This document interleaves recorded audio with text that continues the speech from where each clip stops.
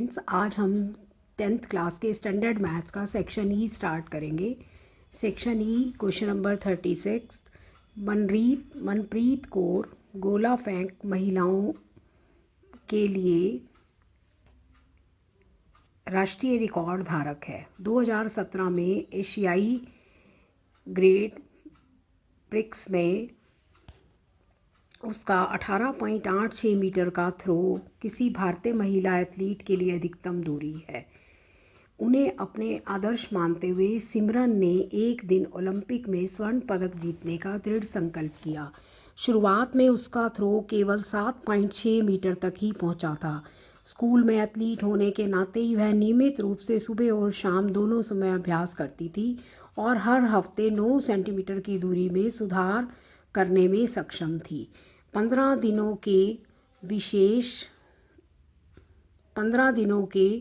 विशेष शिविर के दौरान उन्होंने 40 थ्रो से शुरुआत की और हर दिन इस उल्लेखनीय प्रगति को प्राप्त करने के लिए थ्रो की संख्या में 12 की वृद्धि करती रही।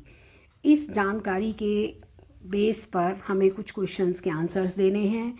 देखिएगा, इस क्वेश्चन में हमारे पास एक दूरी से संबंधित है और दूसरा थ्रो से। तो इनिशियली उसकी जो दूरी थी वो कितनी थी वो देखेंगे हम। वो हमारे पास जो शुरू में दूरी थी वो थी 7.65। तो दूरी की फर्स्ट टर्म हो गई 7.65 और वो 9 सेंटीमीटर की दूरी सुधार करने में सक्षम थी हर दिन। तो इसका मतलब डी हो गया हमारा 9 सेंटीमीटर। 9 सेंटीमीटर को मीटर में बदल लेंगे क्योंकि हमारे पास शुरू में 7.6 मीटर है। तो 9 सेंटीमीटर को मीटर में कन्वर्ट कर लेंगे तो ये आ जाएगा 0.09 मीटर। ये हमारा डी हो गया दूरी के लिए। और 40 थ्रो से शुरुआत की, यानी कि थ्रोज़ के लिए हमारा ए हो गया 40। थ्रोज़ के लिए हमारा ए हो गया 40 थ्रोज़ के लिए, और डी हमारा हो गया 12 थ्रो जो है डेली उसने वृद्धि की 12 थ्रो में। तो डी हमारा थ्रोज़ के लिए क्या हो गया 12। अब हमें क्वेश्चन में क्या करना है, शिविर में 12वें दिन सिमरन ने कितने थ्रो का अभ्यास किया, यानी कि हमें A12 ज्ञात करना है। AP का क्वेश्चन बन गया है ये, क्योंकि हम देख रहे हैं कि शुरुआत की टर्म और वृद्धि दे रखी थी। तो ये AP में हमें पता है 12वीं टर्म निकालनी है। तो A12 का फार्मूला होता है A + 11D। तो A मेरे पास 40 है, D 12 है, ये वैल्यू सब्स्टिट्यूट कर ली। तो 40 + 11 × 12, तो ये हमारे पास बन गया 40 + 132। 172 थ्रो जो है 12वें दिन उसने कितने थ्रो का अभ्यास किया, यानी कि 12वें दिन उसने टोटल 172 थ्रो किए।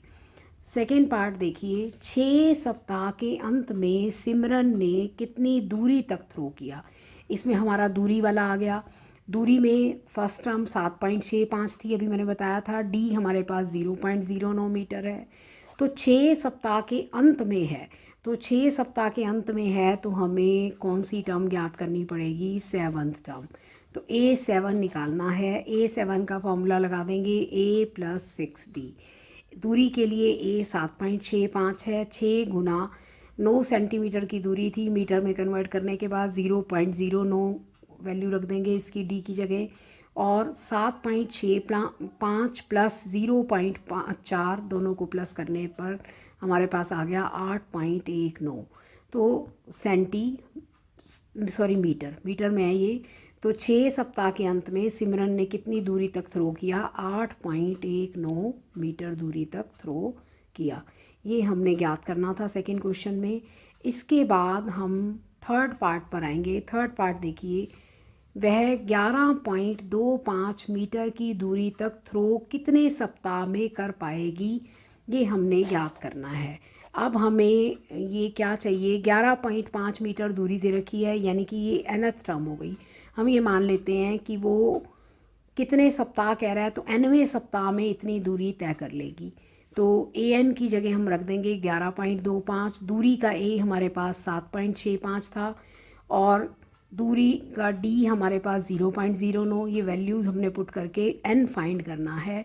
11.25 में से पहले 7.65 घटा लेंगे तो ये हमारे पास आ गया 3.60, और इसको 0.09 से डिवाइड कर देंगे तो n-1 बराबर हमारे पास आ गया 40। n-1 बराबर 40, एक को इस तरफ ले आएंगे तो n आ जाएगा 41। तो ये हमारे पास आ गया कि 41वें सप्ताह में वो 11.25 मीटर की दूरी तय कर पाएगी।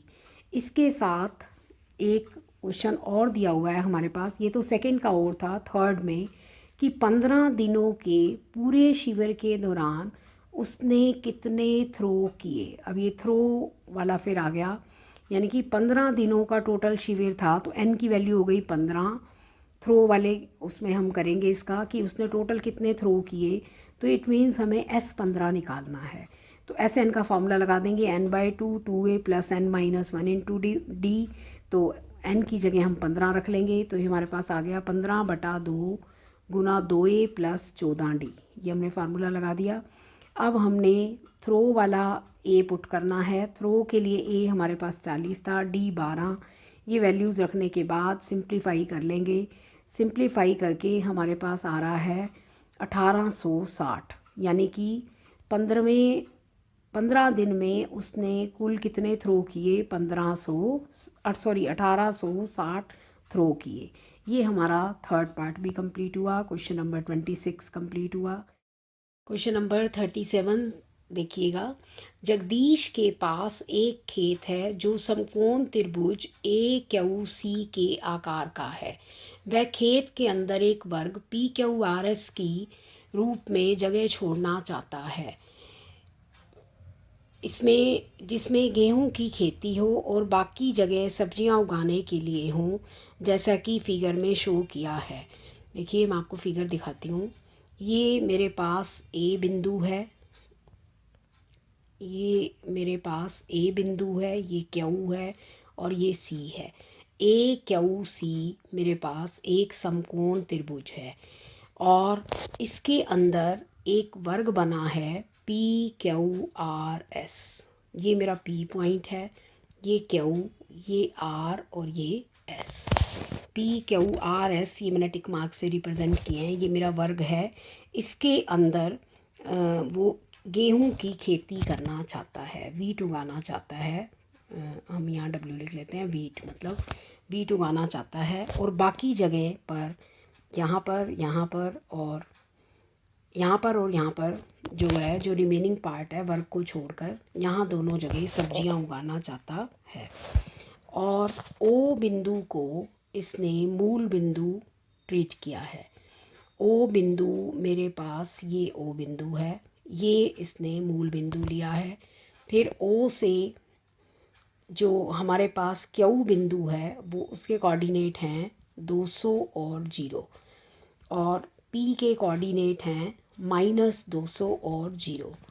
R के कोऑर्डिनेट हो जाएंगे, ये मुझे यहाँ पर Q के और P के निर्देशांक तो दिए हुए थे, यहाँ पर हमें R और S के निर्देशांक खुद से ज्ञात करने हैं। देखिएगा, अगर ये वर्ग है आपके पास तो R के निर्देशांक क्या रहेंगे। X दूरी तो ओरिजिन से 200 है और Y दूरी 100, 200, 300, 400। Y दूरी 400 हो गई तो R बिंदु के निर्देशांक हो गए 200, 400। ये फर्स्ट पार्ट का आंसर हो गया। और S बिंदु के भी निर्देशांक चाहिए तो S मेरे पास हो जाएगा -200, 400। तो R और S दोनों बिंदु के निर्देशांक हमने यहाँ पर ज्ञात कर लिए। R के निर्देशांक तो आए 200, 400 और S के निर्देशांक आ गए -200, 400। ये मेरा फर्स्ट पार्ट क्लियर हो गया। अब मुझे इस वर्ग का क्षेत्रफल ज्ञात करना है।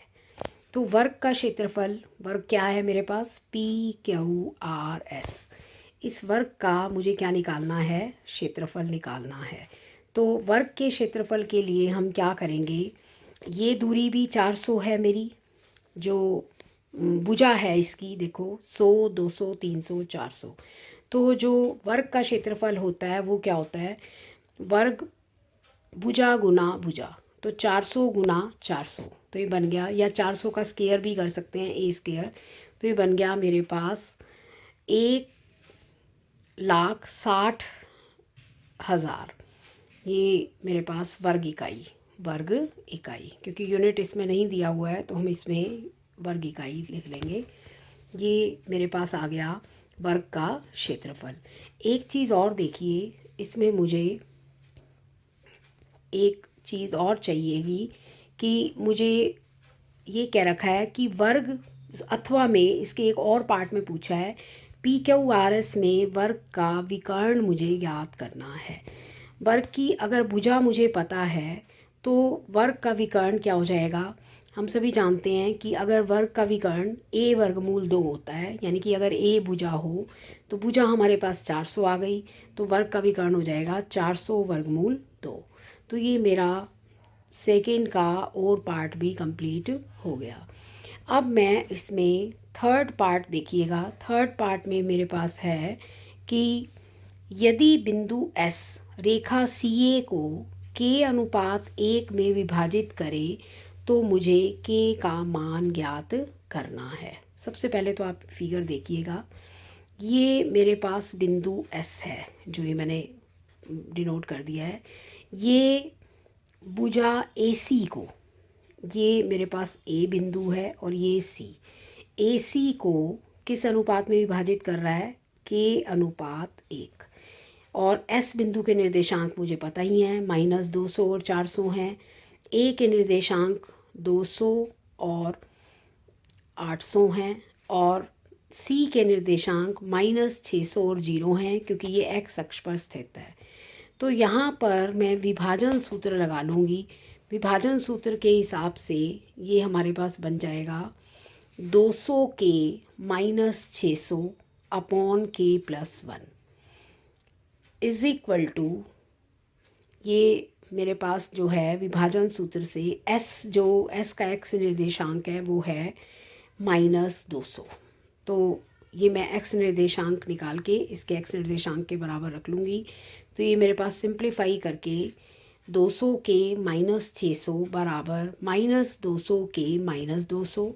तो 200K इस तरफ ले आऊँगी लेफ़्ट साइड में, तो ये बन जाएगा 400K -200 + 600 400। तो K की वैल्यू मेरे पास आ गई 1। तो इसका मतलब हमें ये बताना था ये किस अनुपात में विभाजित करेगा। तो हम ये लिख सकते हैं ये 1:1 में विभाजित करेगा, यानी कि S जो है वो CA का मध्य बिंदु हो जाएगा। इसमें तो खैर K ही निकालना था, तो K का मान ज्ञात करना था, तो K क्या आ गया 1। तो 1:1 में विभाजित करेगा। ये मेरा क्वेश्चन नंबर 37 भी कंप्लीट हुआ। नंबर 38 देखिए, बेला अपने परिवार के साथ पहली बार दिल्ली गई और ऊंची इमारतों और टावरों को देखकर हैरान रह गई। अपने होटल की इमारत के आधार से उसने सामने एक टावर के शीर्ष को देखा और उसी शाम होटल के शीर्ष से उसने टावर के शीर्ष को देखा। होटल के शीर्ष से टावर के शीर्ष का उन्नयन कोण 30 डिग्री है और होटल के आधार से टावर के शीर्ष का उन्नयन कोण 60 डिग्री है। टावर की ऊंचाई 50 मीटर है। अब देखिए, इस जानकारी के हिसाब से हमें एक नामांकित चित्र बनाना है। देखो, इसमें हम क्या करेंगे, ये हमने एक टावर ले लिया, इसकी हाइट हमें दे रखी है 50 मीटर, और एक हमने ले लिया होटल, ये मैंने होटल ले लिया। इन दोनों के बेस सेम है, नीचे आधार सेम है, और हमें ये दे रखा है कि जो होटल का शीर्ष बिंदु है और जो टावर का शीर्ष बिंदु टावर के शीर्ष बिंदु से होटल के शीर्ष बिंदु का उन्नयन कोण कितने डिग्री है, हमें गिवन है 30 डिग्री। तो ये मैंने ले लिया 30 डिग्री, और मुझे ये दे रखा है कि इसके नीचे फुट पॉइंट से इसका जो उन्नयन कोण है ये कितने डिग्री है, 60 डिग्री। ये मेरा फिगर बन गया, कंप्लीट हो गया। नामांकित चित्र हमने ये बना लिया। इसमें हम लिख लेंगे A, B, C और D। ए बी तो मेरे पास टावर की हाइट हो गई, सी डी मेरे पास होटल की हाइट हो गई, इसको हम एच रख लेते हैं। और हमारे पास क्या फाइंड करना है, फर्स्ट ये तो फिगर तो हमारा कंप्लीट हो गया। फर्स्ट सेकंड पार्ट में है होटल और टावर के बीच का डिस्टेंस फाइंड करना है, यानी कि ये जो मुझे बी डी डिस्टेंस फाइंड करना है इसको मैं क्या लेट कर लूँगी एक्स। ये अगर बी डी डिस्टेंस एक्स है मेरा, तो इस पॉइंट को हम ई मान लेते हैं, तो ये जो सी ई डिस्टेंस है ये भी क्या हो जाएगा एक्स। मैं यहाँ लिख लूँगी बी डी डिस्टेंस और सी ई डिस्टेंस हमने क्या लेट कर लिया एक्स। अब हमें यहाँ ये एक्स फाइंड करना है, तो इस एक्स को फाइंड करने के लिए हम ट्राइंगल ले लेंगे A B D. A B D triangle मैं ले लूँगी, और इस ट्राइंगल में मुझे एक्स फाइंड करना है, तो ये मेरे पास हो जाएगा x upon 50 is equal to cot 60। Cot 60, और क्योंकि ये बेस है और ये परपेंडिकुलर है, बेस अपॉन परपेंडिकुलर कॉट होता है, तो कॉट 60 हो गया। तो कॉट 60 की वैल्यू मैं यहाँ पुट कर दूँगी। कॉट 60 की वैल्यू होती है 1/√3, तो x मेरे पास आ गया 50/√3। ये मेरा होटल और टावर के बीच का डिस्टेंस आ गया, होटल और टावर के बीच की दूरी आ गई।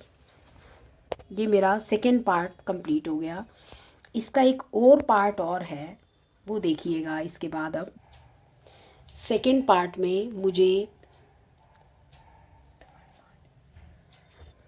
सेकेंड पार्ट के और में देखिए, हमें इसका जो फुट है होटल का और जो टावर का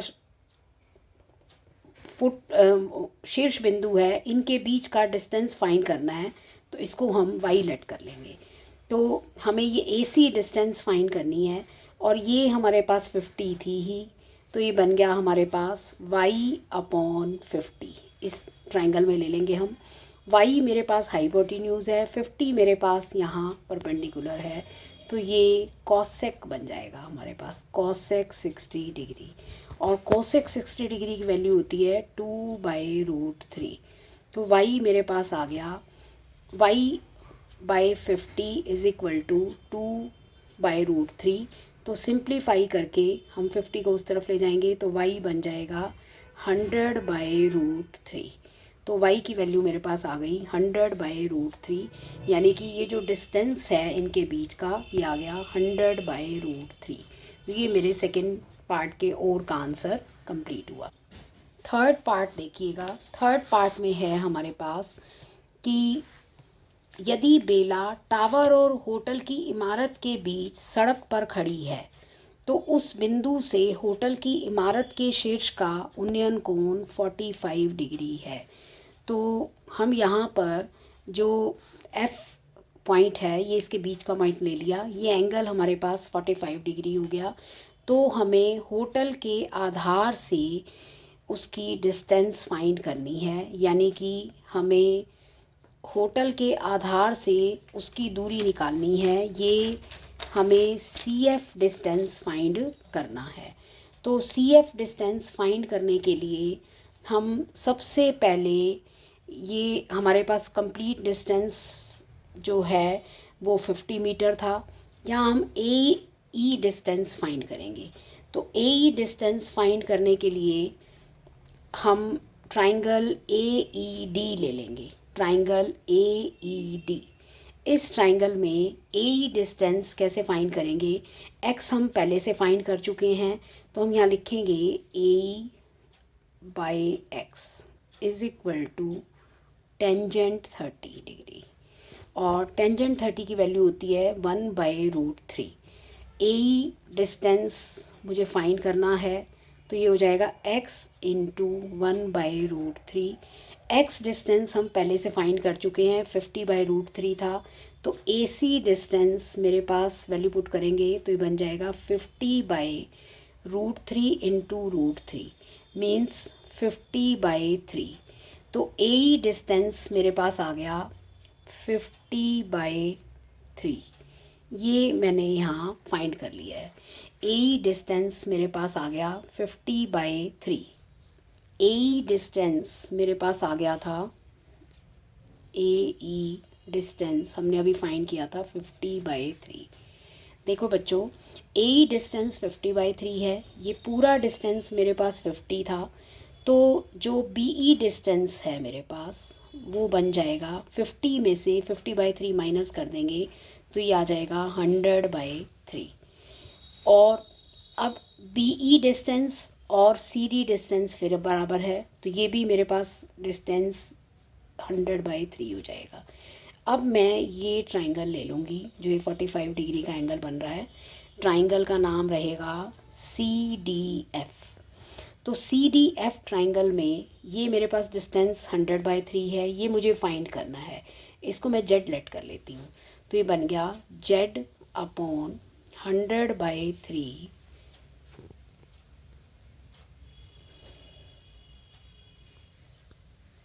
Z/100/3, ये परपेंडिकुलर हो गया, बेस हो गया, और ये परपेंडिकुलर हो गया, is equal to cot 45। cot 45 की वैल्यू 1 ही होती है, तो Z की वैल्यू भी क्या आ गई, 100/3। तो ये मेरा थर्ड पार्ट भी कंप्लीट हो गया। Thank you and have a nice day.